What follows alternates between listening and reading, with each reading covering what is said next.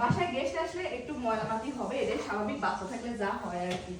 যাই হোক, আমার মোটামুটি গুছানো শেষ হয়ে গেছে। দেখেন আপা, আমার চাটা আয়ন কোথায় রাখছে।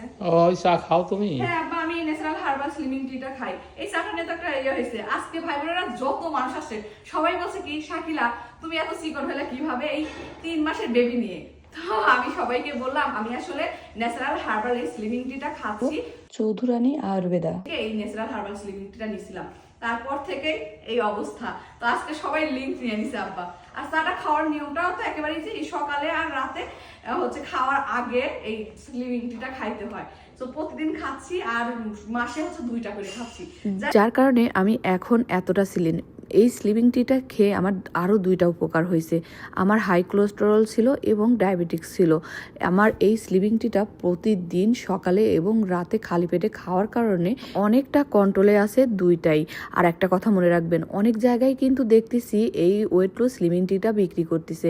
একটা সব সময় মনে রাখবেন, ভালো জায়গা থেকে ভালো জিনিস কিনবেন, তাহলে কখনোই ঠকবেন না। আপনারা যদি চান, আপনাদেরকে আমি যে পেজ থেকে খাই সেই পেজের লিঙ্কটা দেব। চিকন হবো ভাবছি, এটা কন্টিনিউ করে যাবো আব্বা। ও আর একটা কথা, আপনারা যদি নিতে চান উপরে পেজটি মেনশন করে দিব, চাইলে নিতে পারেন। চলেন।